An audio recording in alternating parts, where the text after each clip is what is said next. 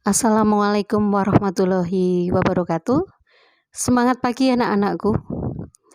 Pada kesempatan ini marilah kita tidak lupa mengucapkan syukur kehadirat Tuhan Yang Maha Esa, bahwasanya kita masih diberi kesehatan, diberi kesempatan sehingga kita bisa belajar bersama untuk mapel kita perencanaan bisnis KD 3.6. Kita akan belajar tentang menganalisis teknik memperoleh modal usaha. Anak-anak, di dalam bisnis ada banyak yang harus kita rencanakan.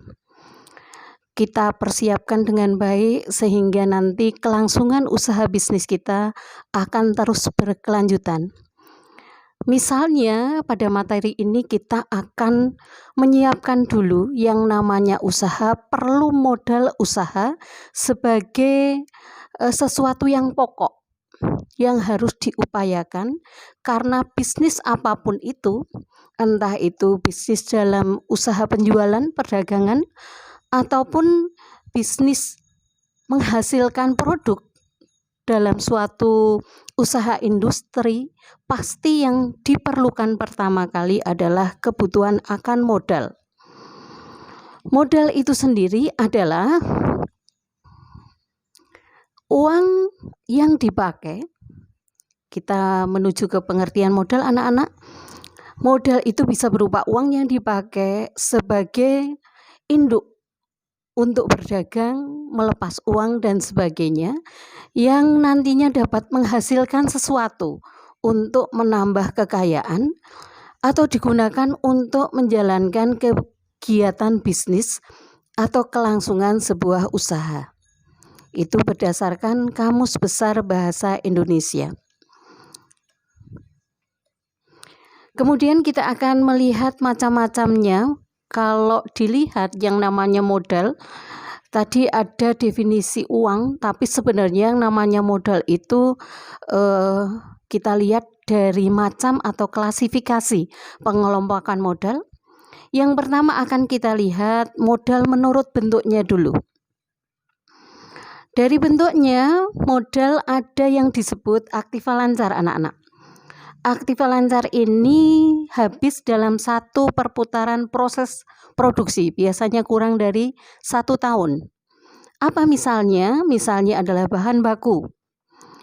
Kemudian ada uang kas, itu juga merupakan aktiva lancar. Kemudian juga ada obligasi dan sebagainya. Kemudian ada aktiva yang disebut aktiva tetap. Aktiva tetap ini sifatnya tahan lama karena perputarannya relatif panjang, dilihat dari jangka waktunya yang jelas lebih dari 1 tahun. Apa itu? Misalnya perusahaan punya aktiva tetap yang disebut kendaraan, ada bangunan, kemudian tanah, mesin-mesin dan sebagainya. Itu menurut bentuknya.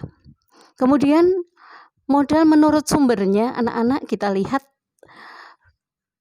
kalau kita mau melihat dari sumbernya, itu ada modal yang memang harus kita upayakan sendiri, namanya modal sendiri. Berarti ini kepemilikan dari kita sendiri.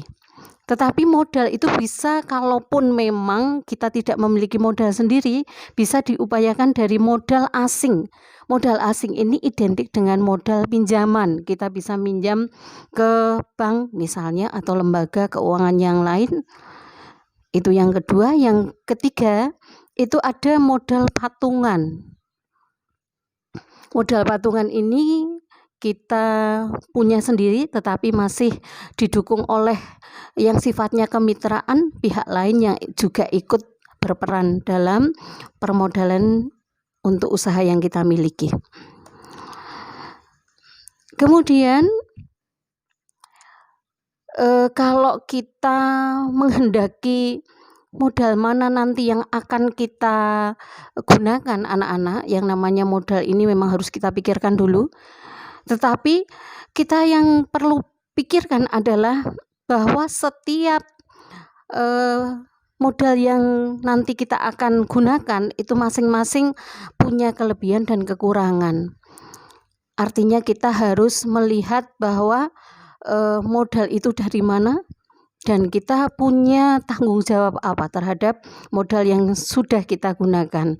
Misalnya modal sendiri, ini paling aman anak-anak, karena di sini kita tidak perlu membayar bunga atau biaya administrasi yang menjadi beban perusahaan kita. Itu kelebihan dari modal sendiri. Kemudian kita tidak tergantung pada pihak lain, karena itu memang milik kita sendiri yang kita miliki, yang kita punya.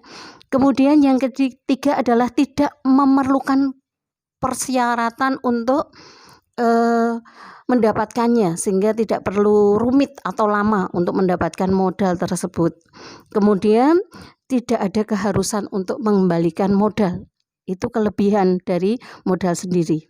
Jadi konsekuensinya lebih ringan. Tetapi kalau kita kemudian nanti menghendaki untuk memilih modal yang kita pakai adalah modal patungan, maka kita juga harus tahu kelebihannya. Kelebihannya adalah modal perorangan biasanya memang relatif kecil, sehingga memang kita butuh untuk disuplai dari pihak lain. Kemudian yang kedua adalah risiko atau tanggungan kerugian menjadi lebih kecil karena kita memang berbagi dengan pihak lain. Kemudian yang ketiga adalah bisa memperkuat dan menambah kebutuhan yang sifatnya skill untuk perusahaan kita. Itu dari patungan karena mereka pun punya tanggung jawab terhadap perusahaan kita. Kemudian ada yang ketiga tadi, kita mungkin juga memilih modal asing. Artinya kita mendapatkan modal tersebut dari modal pinjaman. Kelebihannya apa anak-anak? Kalau kelebihannya dari modal asing ini adalah jumlahnya tidak terbatas. Artinya kalau kita mengajukan kemudian dipandang layak untuk mendapatkan jumlah tersebut, maka pinjaman tersebut nanti akan kita terima. Yang kedua adalah karena sifatnya pinjaman ini ada konsekuensinya, adalah biasanya modal pinjaman ini berimbas pada motivasi tinggi. Kenapa? Karena kewajiban kita adalah mengembalikan pinjaman. Itu anak-anak.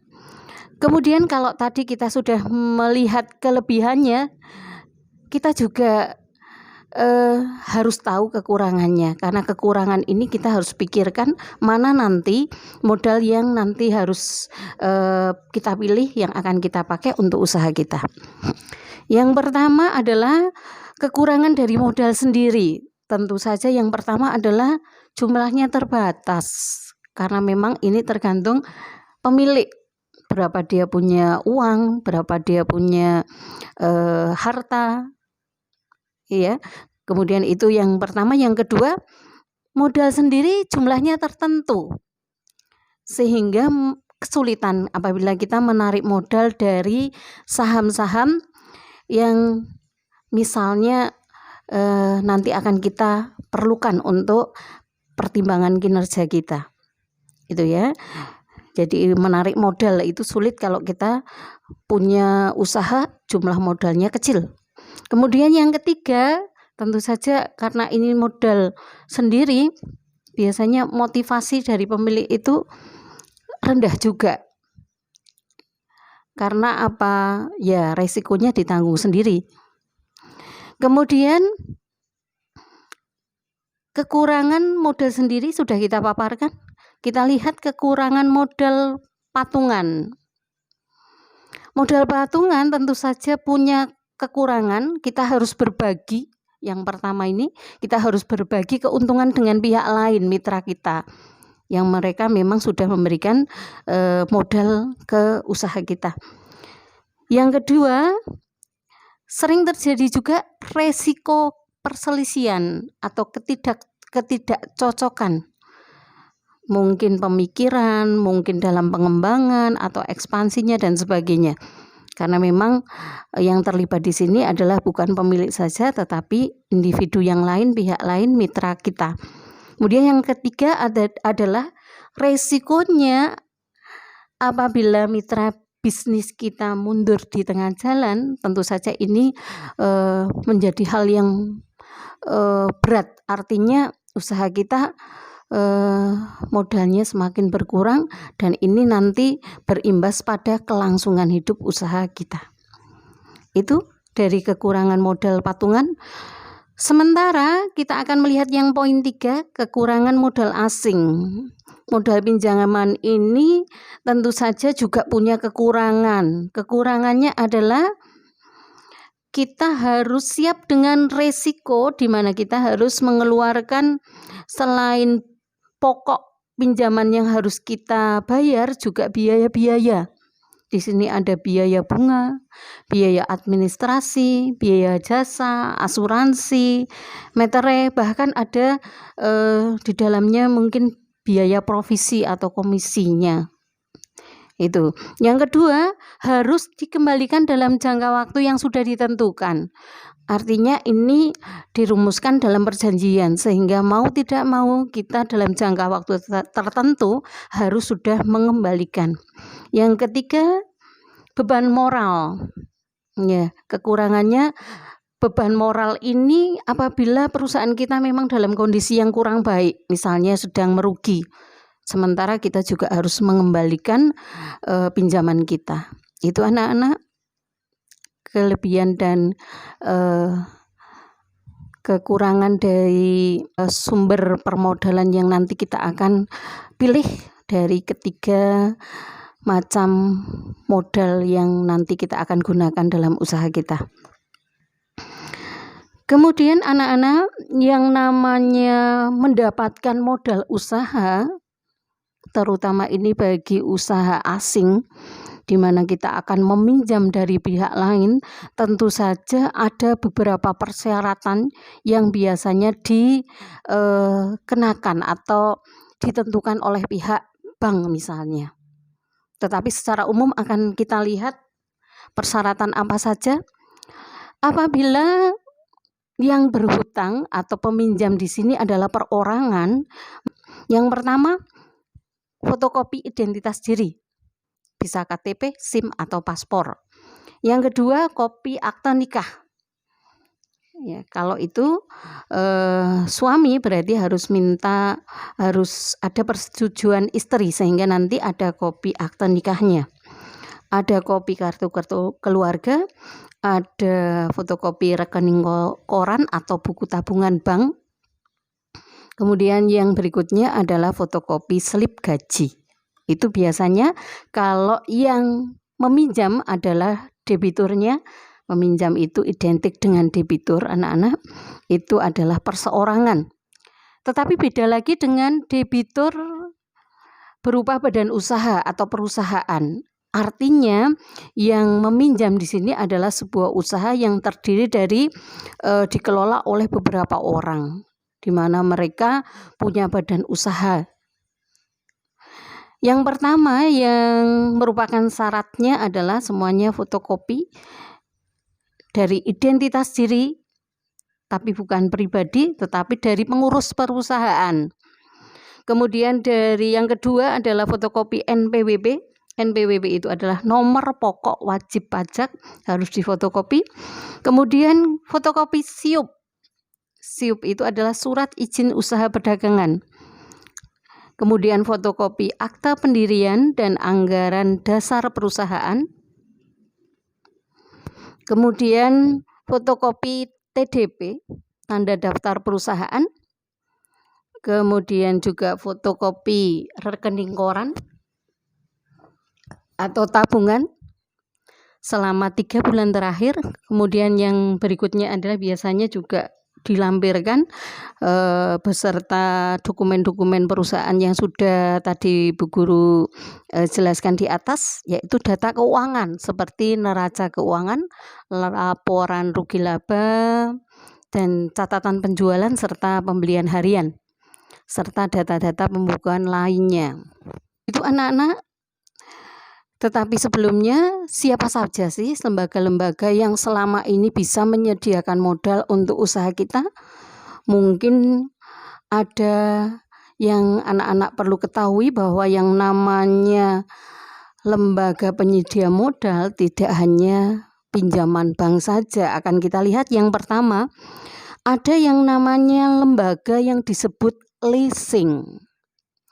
Leasing itu adalah di bahasa Indonesia kan adalah sewa guna usaha. Berasal dari kata lease yang berarti menyewakan.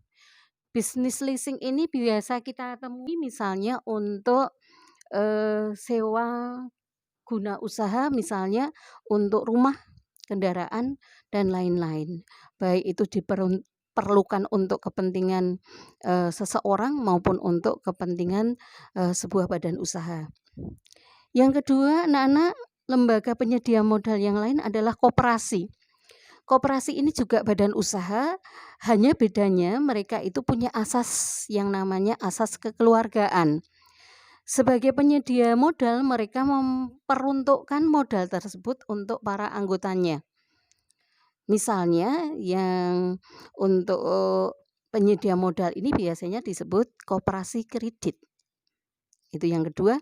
Yang ketiga, kita mengenal penyedia modal lainnya adalah perum pegadaian. Nah, lembaga keuangan ini anak-anak milik pemerintah.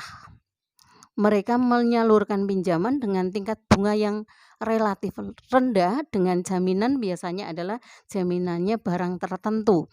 Entah itu barang bergerak maupun barang tidak bergerak. Kemudian poin yang keempat, siapa penyedia modal berikutnya adalah kredit BPR, Bank Perkreditan Rakyat. Ini memang fasilitas kredit ini diberikan oleh BPR dengan memberikan persyaratan yang relatif mudah prosesnya. Sehingga untuk melayani orang-orang yang butuh pendanaan dengan jangka waktu yang relatif pendek. Berikutnya poin 5, ada penyedia modal yang lain adalah pembiayaan konsumen. Biasanya lembaga ini melakukan pembayaran pengadaan barang untuk kebutuhan konsumen. Kemudian untuk pembayarannya, konsumen melakukan pembayaran dengan sistem angsuran. Misalnya untuk alat-alat kebutuhan rumah tangga, dari televisi, kulkas, kemudian sampai pada perabot rumah tangga, furniture, dan sebagainya. Oke, yang berikutnya poin 6 ada pinjaman BUMN.